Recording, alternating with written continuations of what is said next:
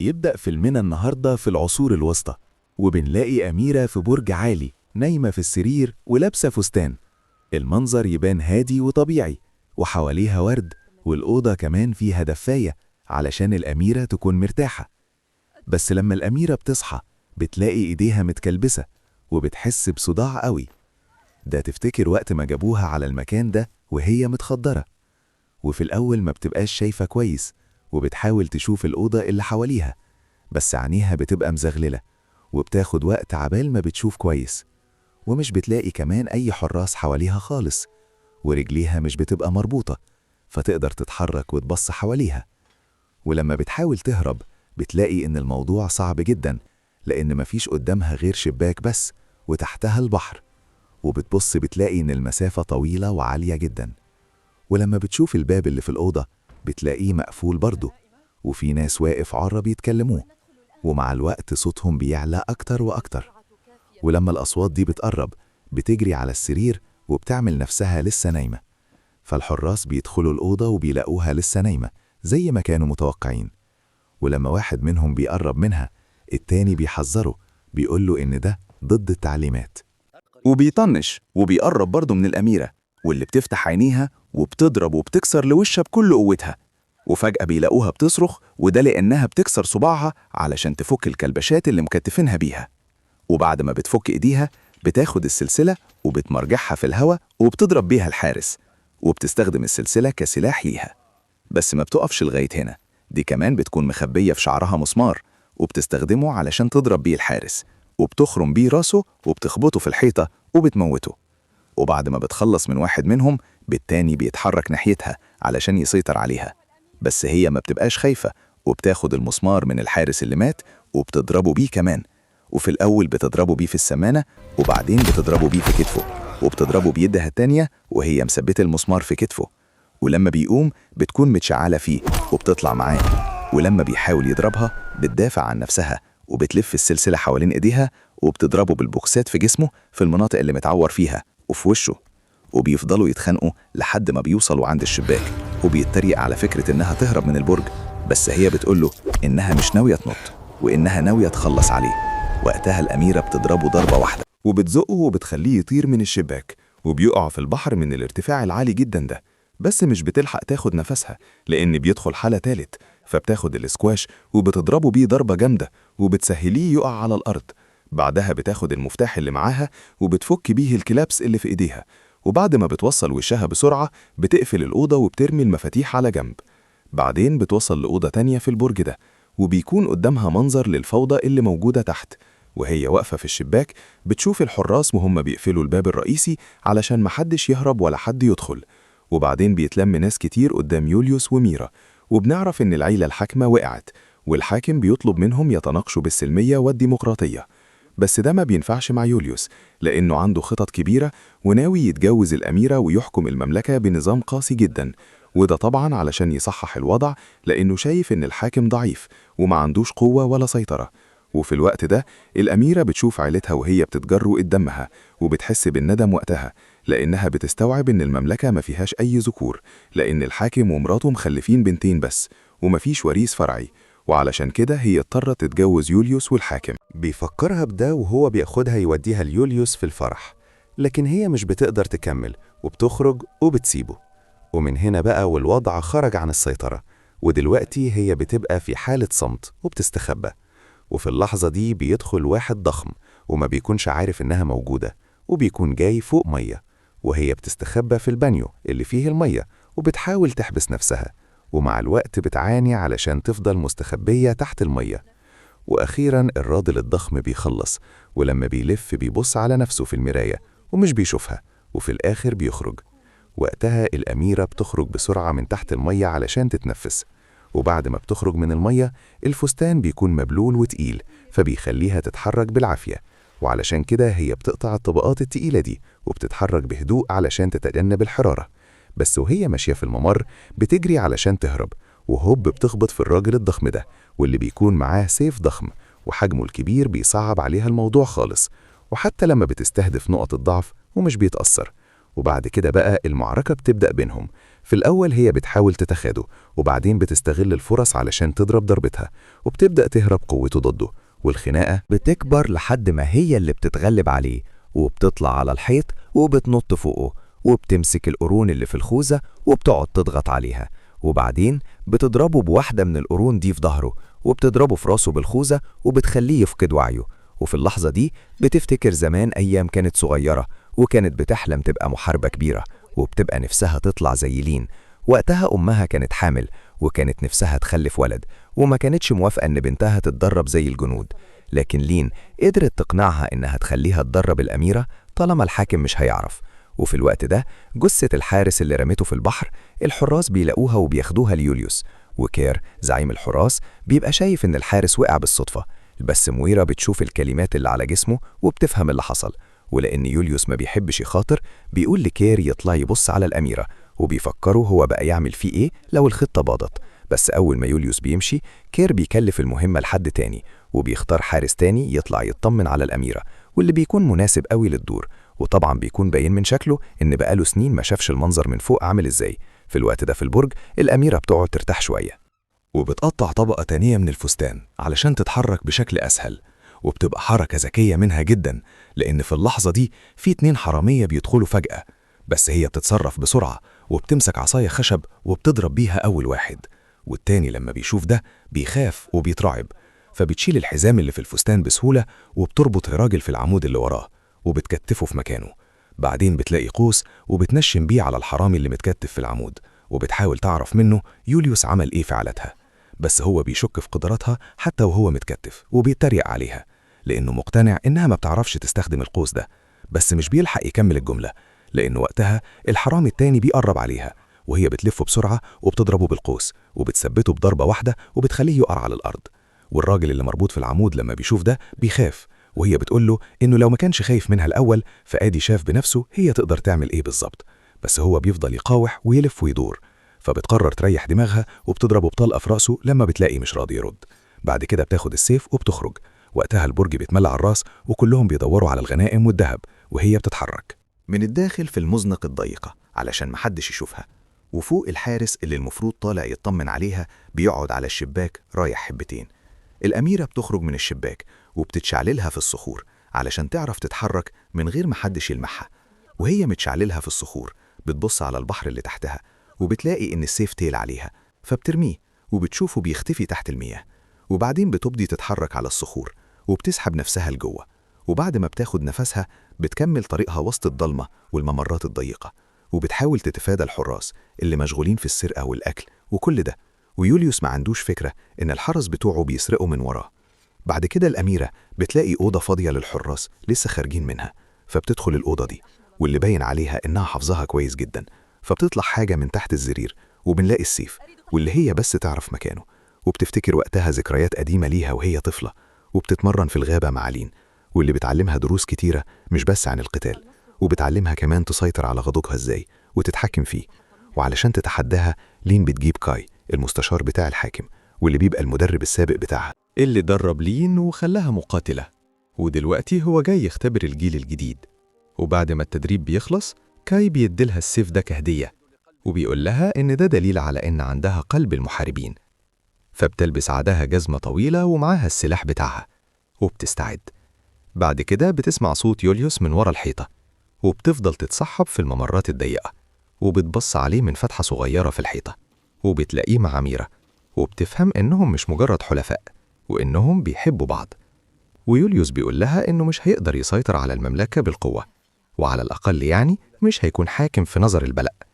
وعلشان يبقى عنده القوة دي فهو محتاج يتجوز الأميرة ويمثل إنه ماشي على التقاليد.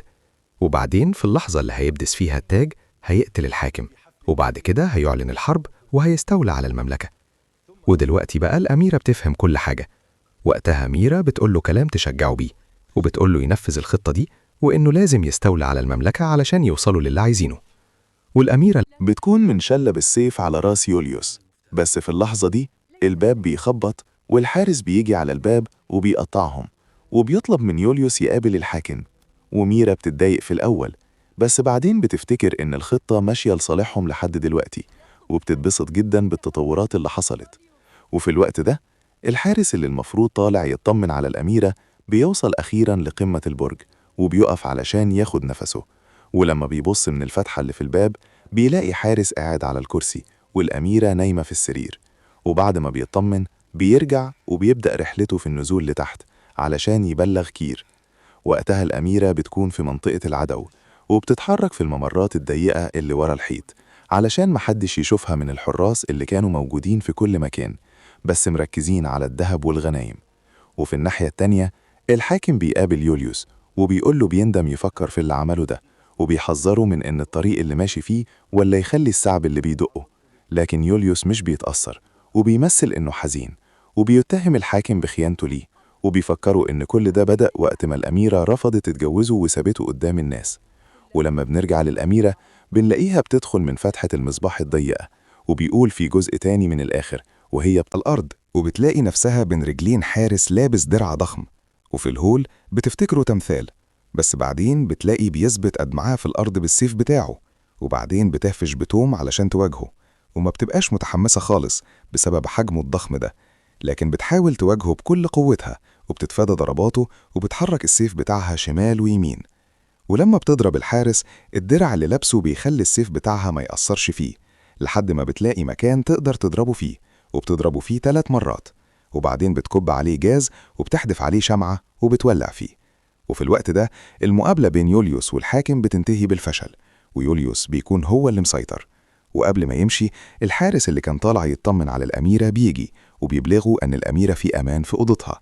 وفي اللحظة دي بيلاقوا جثة الحارس اللي لابس الدرع بتقع من فوق وبتنزل عند رجلين يوليوس، فيوليوس بيتغاظ وبيمسك كير وبيقول له ينهي الجنان اللي بيحصل في البرج ده أيا كان هو إيه. لكن كير مش بالحياة يعمل كده، لأن أول ما يوليوس بيمشي مائرة بتحاول تثبت نفسها وبترمي تعليق جريبة اقترح فيه نظرية، وكير لما بيسمع بيتريق عليها وبيفتمها وبيغلط فيها، ومويرا مش بتتناقش معاه بس بتخلي الكوربيك بتاعها هو اللي يتكلم بدلها وبتضرب بيه كير، ولما بتسحبه كير بيقع وبيموت. وقتها الحراس بيتوتروا، فمويرا بتدخل على طول وبتاخد مكان كير وبتديلهم أول أوامر وبتقولهم يدوروا على العمل كده ويخلصوا عليه، ولو ما عملوش كده فهي اللي هتخلص عليهم بنفسها. والأميرة لما بتشوف ده بتفهم اللي جاي في الطريق وبتتفرج على الرجالة وهم بينتشروا في البرج وبيدوروا عليها، فبتتوتر وبتطلع تجري. بس وهي بتهرب بتلاقي 3 حراس في وشها وبيسدوا الطريق قدامها وبيهجموها، وواحد منهم بيضربها بالسيف دراعها لكنها مش بتوقف وبتخلص من أول 2 وبتقتل التالت بعدهم على طول. وبعدها عدد الرجالة بيزيد وبتتوتر، فبتعمل حركة جريئة وبتقطع العقد الألماس بتاعها وبترميه في كل مكان. وقتها الحراس بيتكعبلوا وبيقعوا وده بيساعدها تتخطاه وبتهرب. بس الموضوع مش بينتهي هنا، وبتلاقي واحد من الحراس بيهجم عليها بكل قوته، بس هي بتاخد الدرع اللي مرمي جنبها وبتدافع عن نفسها بيه وبتوجهه وبتستغل أي فرصة علشان تضربه. هي ساقطة في مكانها وبتقدر تتوقع حركاته بسهولة وبتوجه ضربتها في الوقت وفي المكان المناسب. بعد كده باقي الحراس بيجوا واحد منهم بيضربها في وسطها وهي بتصرخ جامد، وصوت صراخها ده بيخوفهم وبيخليهم يثبتوا في أماكنهم. بس هي مش بتستسلم برضه، بتمسك أقرب حارس منها وبتستخدمه كدرع وبتنط بيه من مكان عالي علشان يلمس هو الأرض، ومن الحراس بينطوا وراها. رجليه بتتكسر بسبب الارتفاع وده بيخلي الباقي يضطروا وينزلوا على السلالم. بعدها الحارس التخين بيعدي من جنب الأميرة وهو ميت من المجهود وبيكون عامل زي الزومبي، وهي بتسيبه يمشي لأنه مش بياخد باله منها أصلا، وبتتفاجئ إنه مش شايف الخطر اللي معدي من جنبه. وأول ما بتلمح أعلى من بره الشباك بتنط وبتتشعلق فيه وبتتمرجح بيه على الحيطة وبتجري عليها لحد ما بتدخل القصر تاني، وبتدخل واحدة من الهوادة. وقتها بتحس وجع الضربة اللي ضربتها في وسطها وبتحاول تقفل الجرح. وهنا بتفتكر ذكريات قديمة وقت ما سمته أهلها في مرة وهم بيتناقشوا في مستقبلها وجوازها، وهي ميتها بتتحايل على باباها إنه يفكر كويس في الموضوع ده، لكن هو بيرفض بيه وبيقول لها إنه عايز يعمل اللي في مصلحة المملكة. وقتها الأميرة بتكون راجعة من التدريب، فبتدخل وهي لابسة لبس التدريب ومعاها سيف بدل ما تكون لابسة الفستان، وبتصدم باباها اللي ما كانش يعرف أي حاجة عن الموضوع لحد اللحظة دي. ولما بيكتشف ده بيتعصب وبيحاول يتفاهم معاها وبيقول لها إنها غبية جدا، وبيعرفها إن المنصب ده محتاج راجل. ولما بتحاول تشرح له إنها مش محتاجة حد بيقول لها إنها في نظره لسه طفلة وإنها محتاجة حماية، وعلشان كده أنسب حل ليها هو إنها تتجوز يوليوس، وده لأنه شايف إنه راجل محترم ومن عيلة محترمة، وبيستبعد تخسر بنفسها، وهو واثق إنها توافق بعد ما تفكر في الموضوع. وقتها هي بتعايزها تعيط لأنها عارفة إنها مش هتقدر تقنع باباها أبداً. ودلوقتي بعد ما بتفكر الذكرى دي بتسمع صوت خطوات رجلين وبتفوق، فبتتصرف بسرعة وبتكتف الشخص اللي بيحاول يهجم عليها وبتثبته في الأرض. بس بعدين بتلاقيها لين. وقتها الاتنين بيتجمدوا في مكانهم وبعدين بياخدوا نفسهم، وبنعرف إن لين كانت بتطلع على الحيط علشان تدور عليها، وبتطمن جدا لما بتلاقيها، وبعد ما بتعالج لها الإصابات اللي في جسمها وبتحكي لها اللي حصل، وبتقول لها إن يوليوس جه بالليل ومعاها الحراس في نص الليل. وقتها حراس الحاكم كان عددهم أقل بكتير من رجالة يوليوس، ولين وقتها هربت بالعافية هي وكم واحد تانيين. ووقتها الأميرة بتكون حاسة بالذنب وبتبدأ تلوم نفسها، بس لين بتقول لها إن التفكير في الماضي مش هيساعدها دلوقتي خالص، وبتقول لها إنها عارفة مكان ليلة الحكمة، والأهم إنها عارفة إزاي يروحوا لهم. وبتقول لها إن في ممر يقدروا يدخلوا منه من المطبخ، وأول ما بيوصلوا بيبعتوا إشارة للطباخ علشان يمشي. وقتها مجموعة من الحراس بيهجموا على واحدة من الخادم، والحصنة الحصلين والأميرة بيكونوا هناك، فبيتصبروا وبياخدوا أدوات يحاربوا بيها. بس لين بتعمل صوت من غير ما تقصد، فواحد من الحراس بيستغرب لما بيشوفها، بس مش بيلحق يعمل أي رد فعل لأنها بتضربه بالمقلاية. والأميرة بتتصرف بسرعة وبتساعد الخدامة إنها تهرب، وبكده هي ولين بيواجهوا الحراس اللي قدامهم. وطبعا أي حاجة قدامهم في المطبخ بيستخدموها كسلاح، سواء حلل أو خضار أو حتى مية. والأميرة بتخلص على واحد ولين بتخلص على التاني، ولما بيتبقى واحد بينط على خانة يهجم عليهم، بس بيتقابل في حاجة بتسحبه لورا، والحاجة دي بتبقى كرباج مويرا، وهي اللي بترجعه لورا بعد ما بتبعده بالكرباج بتاعها. وبتدخل تواجه البنات، بس مش بتهاجمهم على طول، وبتقف تتكلم الأول وبتتريق على الأميرة، وبتقول إن كل الدوشة دي ما كانتش هتحصل لو كانت بس نفذت دورها واتجوزت يوليوس، والكرباج اللي معاها بيخليها تضرب براحتها وتوصل لهدفها. ولين والأميرة بيعانوا علشان يقدروا عليها، ومرة واحدة الكرباج بيلفها حوالين رقبة الأميرة، وبعدها مويرا بتبدأ تخنقها، بس لين مش بتستسلم وبتحارب مويرا لحد ما بتقدر تحرر الأميرة، وبعدين بتعمل بينهم حاجز من النار علشان تساعد الأميرة تهرب. والأميرة بتكون عايزة توصل وتواجهها، بس لين بتفكرها إنها لازم تروح تنقذ عائلتها، فبتختفي وسط النفق وبتتحرك بسرعة لحد ما طريقها بيوصلها الأوضة فيها حراس قاعدين يشربوا ويلعبوا قمار، فبتدخل على طوله وبتاخد الكوباية من واحد منهم وبتخليهم يعودوا في أماكنهم، ومحدش فيهم بيكون فاهم إيه اللي بيحصل. فأول حارس فيهم بيحاول يهجم عليها، لكنها بتضربه بنفس الكوباية وبتبدأ تضرب فيهم واحد ورا التاني. في ثواني 3 بيكونوا اتهزموا، وأول ما عيلتها بتشوف ده الأب بيكون فخور بيها جدا، والأم بتبقى متفاجئة، وبعيلة أختها الصغيرة بتبتسم لأنها كانت متوقعة ده بالظبط من أختها. وبعدها الأميرة بتطرح أهلها من الزنزانة وبتاخدهم لمكان آمن، بس في الحرب وجودها جنب الناس اللي بتحبها ممكن يتحول لنقطة ضعف. وهم طالعين على السلالم الأميرة بتضرب ضربة جامدة على راسها وبتفتقد الوعي، ولما بتفوق بتلاقي نفسها ضعفة ومش شايفة كويس برضه. ولما بتبدأ تشوف كويس بتلاقي عيلتها متكتفة ولين غرقانة دم، ومويرة بتجرها وهي داخلة، ويوليوس بيجي يسمد في الأميرة وبيقول لها كلام مستفز، لكن هي بتعديه وبترد عليه بكلام بارد.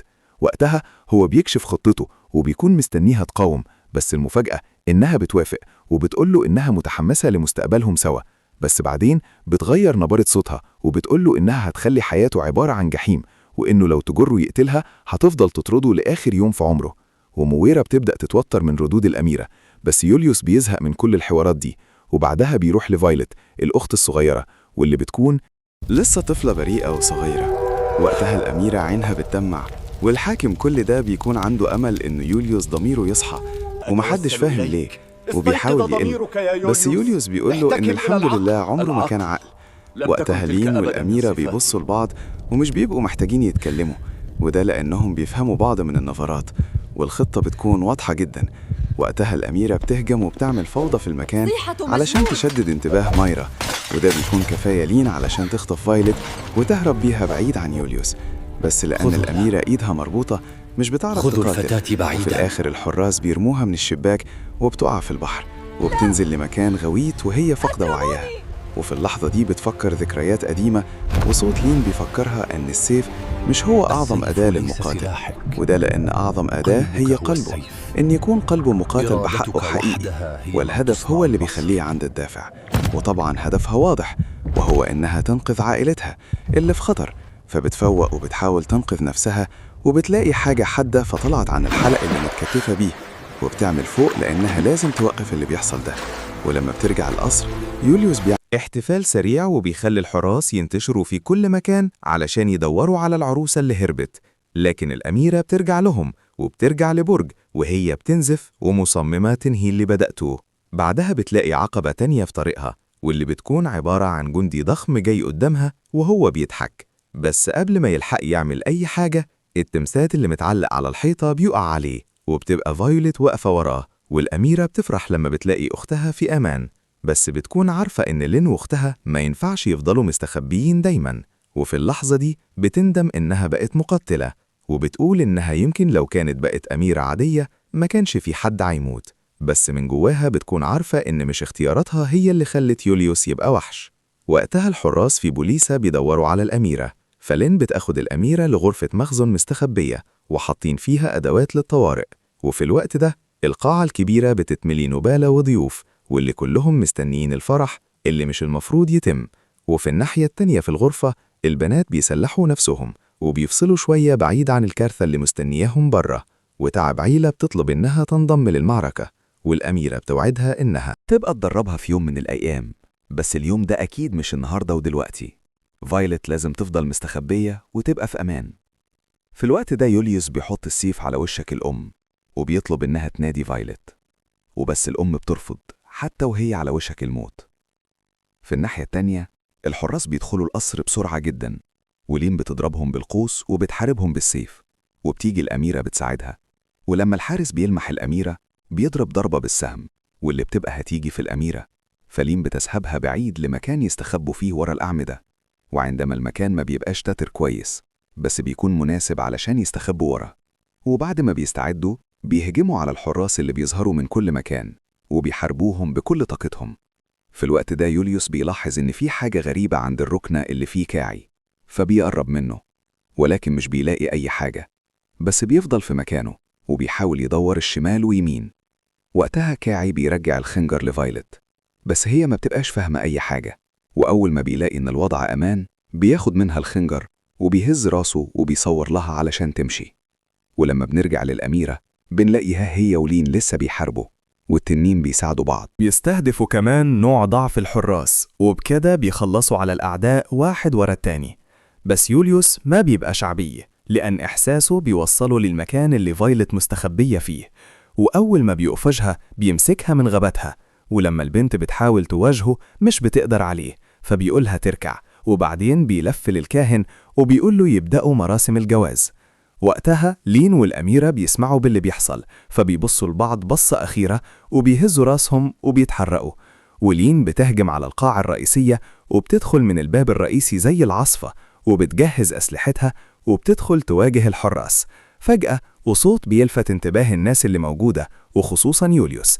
وقتها كعيب يستغل الفرصة وبياخد الباقي لمكان آمن، ويوليوس بيدخل المعركة أخيرا علشان يفكر الناس إنه شرير، بس ميرا مش بتهتم بالهبل ده وبتخرج من المكان تدور على الأميرة وبتطلب منها إنهم يتقتلوا، وكالعادة ميرا بتمصف على المسافة بينهم وبترقى الكرباج زي ما تكون بتحارب في خلبة، وبالفعل الكرباج بيترقى في الهواء وهي بتواجه الأميرة بتسحب منها السلاح بتاعها وبتبقى هتهزمها، بس الأميرة بتتحرك بسرعة وبتهجم عليها وبتمسك الكرباج من النص وبتلفه حوالين ميرا، بعدين بتحط الطرف الحد على رقبة ميرا وترفع الباقي فوق الحديدة وبتشد الكرباج زي ما ميرا عملت في الأميرة وهم في المطبخ، وبكده ميرا بتتقتل بالسلاح بتاعها. وفي الناحية التانية الحاكم بيهجم على يوليوس بس بيكون ضعيف جدا ومش بيقدر يضربه، وضربته دي بتشرب يوليوس اللي بيضربه وبيهزمه بكل سهولة وبيرميه لمراته بعد كده علشان يوريها هو ليه ما ضربوش ضربة حقيقية. وقتها لين بتدخل وبتواجه هي يوليوس بنفسها وبتحارب جامد جدا، بس يوليوس بيكون قوي برضه وبيضربها بالستاف بتاعه، وإصابة لين بتخلي كاي والأميرة يتصدموا. ودلوقتي يوليوس لما بيلاقي خطته بتبوظ بيقرر يتوج نفسه وبياخد التاج بتاع الحاكم وبيلبسه وكأن ده مكانه صح. وقتها الأميرة بتدخل وبتواجهه، بس يوليوس بيهزمها وبيتريق عليها وبيحاول يستفزها بكلامه القاسي، وبعدين بيخرجوا من القاع يكملوا قتالهم بره، والحاكم والمملكة كلها بتتفرج عليهم وهم بيحاربوا بعض بالسيوف. ويوليوس بيبدأ يتكلم عن فترة حكمه وبيحذر الكل وبيقول لهم إنه هيكون نظام صعب جدا، وده لأنه هيحكم من غير ما يخاف، وهيعيشوا أيام كلها قسوة مهما كانوا بيعانوا. بس الأميرة بتفضل في مكانها وبتفتكر تدريبات لين هيها، وبتقول لها إنه الصبر والدقة أهم من الكبرياء. وكل ده ويوليوس لسه بيرغي، وده اللي بيتسبب في نهايته، لأنها بتستنى اللحظة المناسبة ومرة واحدة بتقوم من مكانها وبتتضح وبتنهي فترة حكمه من قبل ما يبدأ، وبعدها راسه بتتفصل عن جسمه، فبتاخد التاج وبترجع للحاكم من تاني. وقتها المكان بيختل هادي للحظة، وبعدين الناس كلها بتحييها بعد ما بيلاقوا إن الخطر خلاص اختفى، وبكده السلام رجع تاني للمملكة. وقتها الحاكم بيعلن قرار جريء جدا، وبيقول إن الأميرة هي الوريثة الشرعية، وإنه ما بقاش نستنى ولد يجي يحكم، وإنه مستقبل المملكة في إيديها هي دلوقتي. وبعدين بيروح لها، والمرة دي بصفة باباها مش بصفة الحاكم، وبيطلب منها إنها تسامحه. وأخيراً بيشوفها على حياتها، وفرحتها بتكمل لما كاي بيجي وهو بيسند لين، واللي بتطلع لسه عايشة. فالأميرة لما بتشوفها بتجري عليها وبتبقى فرحانة إنها قدرت تنجو. وأخيراً الناس بيحتفلوا بعد ما خلصوا من الأعداء وهزموهم كلهم، اتبقى عدو واحد. وفي اللحظة دي بنلاقي الحارس التخين بيظهر بعد ما خلص رحلته وبينزل من على السلم. ولحد هنا بتنتهي أحداث فيلمنا النهاردة.